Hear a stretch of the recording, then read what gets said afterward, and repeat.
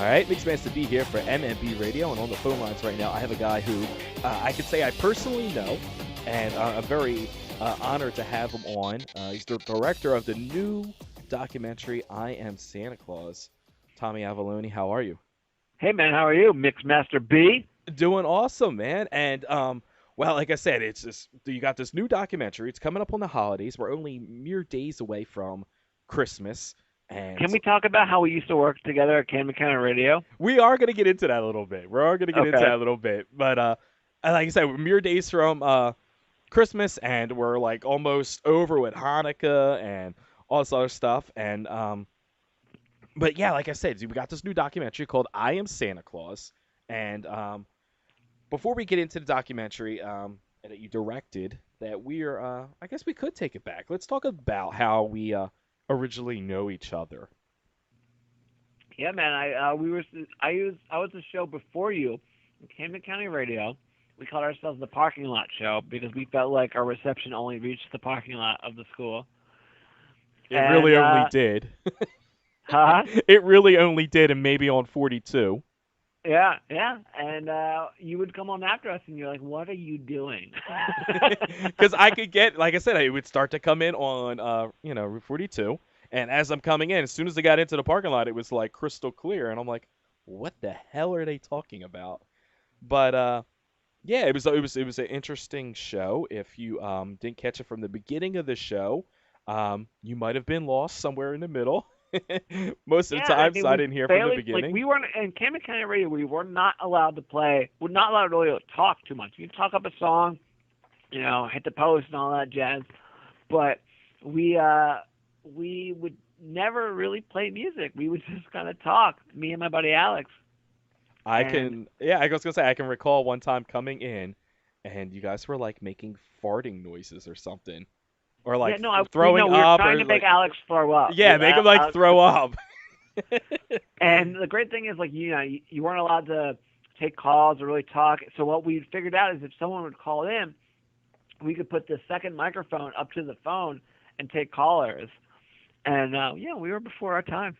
I was gonna say groundbreaking from the beginning. So Yeah, which led to you becoming a a director director. of films. That's kind of like how I started the podcast. I was like, well, I'm gonna do the podcast, and ironically enough, at Camden County College Radio, doing interviews with adult film stars and not going over well with the community and the higher ups of the school, which then led I to my bet. own podcast. Yeah, I didn't see No, anything my wrong in my it. good friend that I went to high school with, he became a porn star, Yeah, see, I'm and he still has a working there. tattoo of my face on his leg. So my face is in porn. You get royalty checks for that? I do not. See, but sometimes it's like one of those things. It's like you tell people you're like, I don't care if I get paid. I just wouldn't be in porn. And then ironically, you're in porn and you're not getting paid for Yeah, it's just my a tattoo version of my face. So what can you do? it. So you've lived a very interesting life, I have to say. At one point, you were running for mayor of your own hometown, right? This is correct. I was on CNN for it too. And how did that come about? I lost, but But I mean, like, did you just wake up one morning? You're like, I'm gonna go run for mayor, or like, it's like, no, I was student council president of my high school, and we just thought it was so funny, like to do these campaign commercials and campaign speeches. We're like, let's keep the ball rolling. And when I was at an appropriate age to run for mayor of my town, and when the seat was up, we kept the joke going, and I ran for mayor, and we would give milk and cookie to everyone who would come to the press conference, and because of that, we wrote a song from Tommy and the Politicians about me running for mayor and how I should win, and YSP, the at the time rock station, would play it, and that's how I started working with them at CBS Radio. I've been working with them for 10 years, so it's all weird ways to get into the business. and I mean, obviously you had your friends vote and everything, but like when you started this whole campaign, they look at you like, are you serious? Like, how did you convince them that you were really serious about this, or could anybody just really just sign up Well, for it? you need like a couple signatures, like probably like 20 to like 30 signatures to registered voters to run for mayor, and I got about 200 votes. 8% of the votes to have very well could have won, 8%, but some people, I didn't know 208 people in Haddon Heights, so I tricked some people. Yeah, I was gonna say you get those 30 signatures. That's like your whole listening base on the radio show. You Yeah. know, so Everyone in the parking lot, sign up. we're bringing milk and cookies out to you right now if you sign up. Which was just an Andy Kaufman joke. He did that once at the end of his Carnegie Hall show, so I always thought that was funny to do. Yeah, gotta love Andy Kaufman. We could talk about Andy Kaufman, but we're not going to. But we're going to talk about how you got into directing. Now, you did the first movie, Community College, right? Yes. And have you always had an interest in doing like directing of films, or like is this just another one of your genius ideas? No, I've always been a movie guy. Even before Camden County Radio, before running for mayor, I always had a camera in my hand since age 11, and I always liked making things, making movies, making sketches. I had done a bunch of like series of like Dazed and Confused kind of movies locally that we would play at the Cinemark 16, which is a movie theater in Somerdale, New Jersey. And Community College was my first movie outside of friends and family that was a little bit more open. A small distribution company released that, and that was my first directed real kind of movie. We had Donkey Lips in it from Slit Your Shorts, Sky Schwartz from A Christmas Story, Rich Cronin from LFO in it, Blue Meanie from the Blue BWO. And since then, I started producing movies. I produced a movie called Miss December that Kevin Smith put out, Mancation that Lionsgate put out, and I Am Santa Claus was a documentary that I did that I got back into the directing chair, but I'm not really good with directing actors. I'm not really good at like telling someone how to do what I have in my head.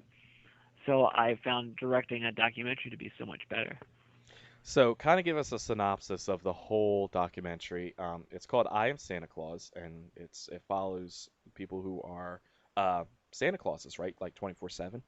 Yeah, people are Santa Claus and find out what they do when they're not being Santa Claus. That age-old question: whose lap is your child sitting on? These guys, December 26th, stop being the big man in the chair, and they go back to their normal life, and we find out what life that is that they live. They go back to what How, family.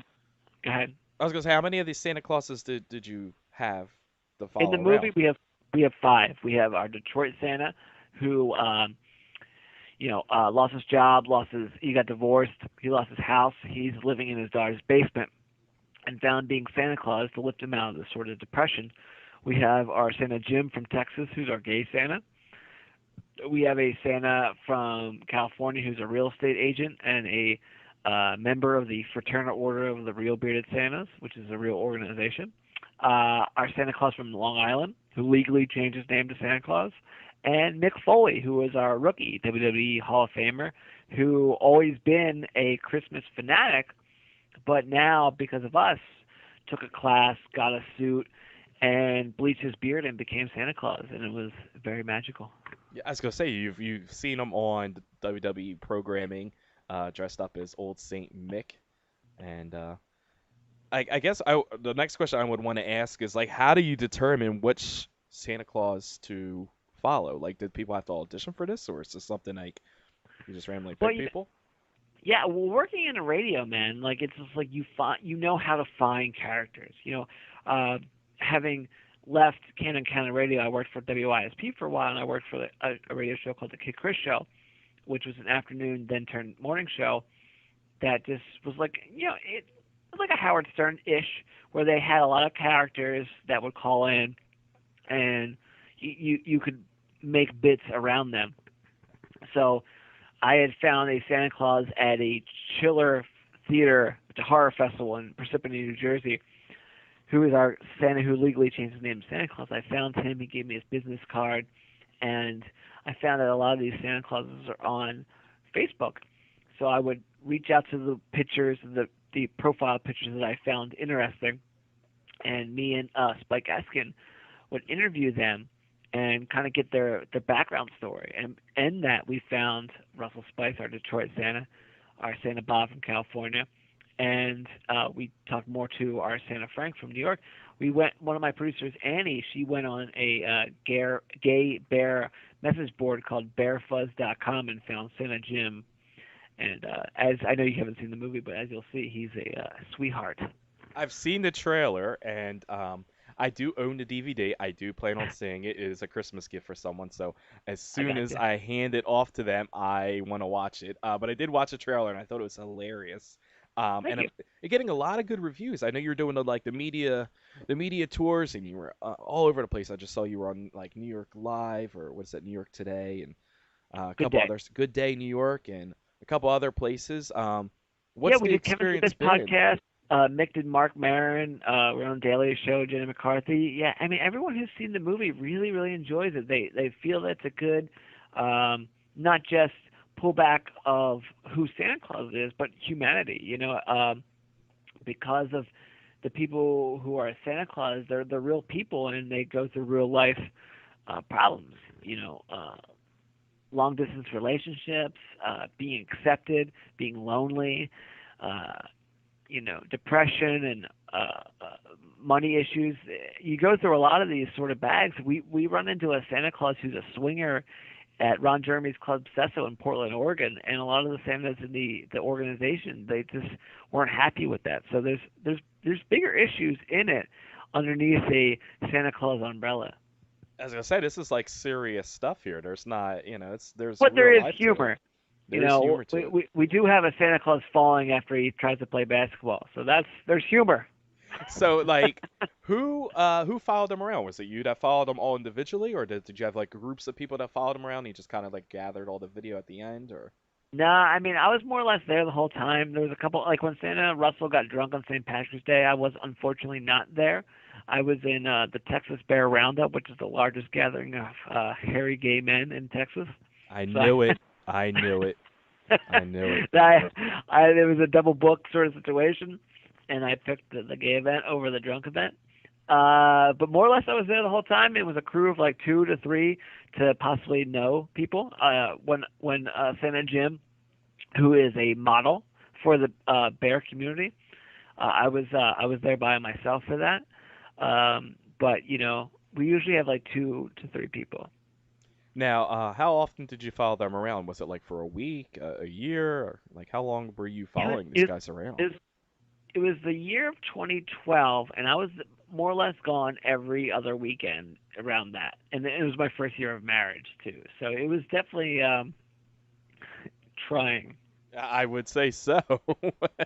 Hey, honey, I'm gonna go to Texas to a all bear club, hang out and go meet a bunch of hairy Santa Clauses. Is that okay with I, you? mean, I did get wolfed at, so me and my producer were trying to have a competition and see how many times we got picked up on.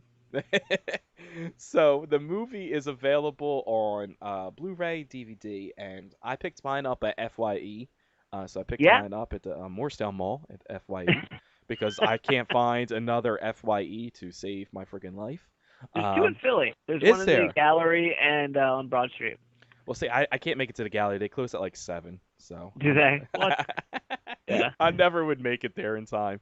But you could also get it on Netflix, right? Yeah, Netflix, iTunes, yeah, IamSantaClausMovie.com kind of directs you to any which way you want to grab it. And how long of a video is this? I mean, it's a full Uh, length video, right? yeah, yeah, our movie is 89 minutes. Oh wow. So it's a real deal thing. I Yeah, Morgan high Spurlock released it, and he's a real deal movie maker. I highly encourage everybody to go out and get it. I am like I can't wait to watch it. It's probably gonna be one of the first things that we open on Christmas, so I can just put There you it go, in. good. Um, but I want to touch base a little bit with the Mick Foley thing. Like, how did you get in touch with Mick Foley? I know you're a wrestling fan. I know you've done Huge stuff wrestling with fan. like Meanie, and I know you are close with Tommy Dreamer and some of the other guys. How did you get in touch with Mick Foley? Like, did you Well, that's kind the of come to that's the him? thing. Is yeah, we try to put a wrestler in every single one of our movies. We worked with Meanie, Neidhart, uh, Al Snow, and Dreamer. And it was the last movie we were doing. It was Mancation, And the director of Mancation was like, if you're trying to do Santa Claus, he's like, if you're trying to get a wrestling name, Mick Foley's a huge Christmas fanatic. So I read his books and found out how much he was into it. And I talked to Dreamer. I was like, can you hook that up for me? And he called up Mick, and he's like, yeah, he's cool. Just give him a call. And I talked to him, and he was totally down. And because of Mick, we followed him throughout the year, and we got to, Roddy Piper's in the movie, Jerry the King Lawler, Dreamer, and Meanie are all in the movie. In the very split second of the credits, you see Diamond Dallas Page. But there's way more wrestlers in this movie than any Christmas movie ever made. So if you're a huge fan of Santa Claus or a huge wrestling fan or just a fan of Tommy's work, yeah, and we licensed WWE footage too, so there's some Hell in a Cell in there. It's good stuff. and like that must have been a hurdle to get over. Like they don't just release that kind of stuff for everybody to use. Yeah, you got to have a Hall of Famer in your movie to have that happen. There you go, Mick pulling those strings. So again, it's out now. You can check it out. Go over to the website IamSantaClausMovie.com, right? Yes. All right, so check that out. Tommy, we thank you for calling in and talking to us a little bit about it, and we got to have you come on more often. This is gonna Sounds be. good, man. I like to have you come on anytime you got a project because I could always tell they're going to lead us to some other wild, crazy story that is totally off topic and off base, and maybe we can get somebody try to get them to throw up or something on the podcast. If you don't throw up after listening to it. You go you going to Rumble? I am going to be at Rumble, yes. How much you pay for those tickets? I don't like to disclose that because it set me back a little bit. But oh man, I got some pretty decent seats. Yeah, a friend of mine was able to score some tickets for me, and so I got decent seats. Yeah, and I had to save some money up because I'm heading over to WrestleMania out in Santa Clara. So wow, man, you're a traveler, man. JR's coming to the Troc. You gonna go to that? I saw that JR's going to be at the Troc, and then you got Pritchard and Bischoff is going to be in Philly too. That day. Really? Yeah, they're supposed to be doing some kind of debate or something about the Monday Night Wars, and There I think it's going to be a debate who fucked it up more. You know what I mean? So I don't know who messed it up more. You know? That's funny. But yeah, man, wrestling's great. Yeah, I'll do whatever you want. Awesome. Well, like I said, we'll have to have you come on again and make sure everybody goes out and gets the DVD. Go ahead and get it on Netflix, iTunes, watch it. Follow them on Twitter. That's a good thing too. That's always fun, right? You're on Twitter? Yeah. Avallone. There you go. Follow them on Twitter and let them know what you think. Give them the feedback on that. We thank you again, Tommy. Thanks, buddy. All right, man. Hello, everyone. I'm Tommy Avallone, director of I Am Santa Claus, and you're listening to Mixmaster B on MMB Radio. You know, MMB stands for Mixmaster B. He's on his own radio station. So there you go.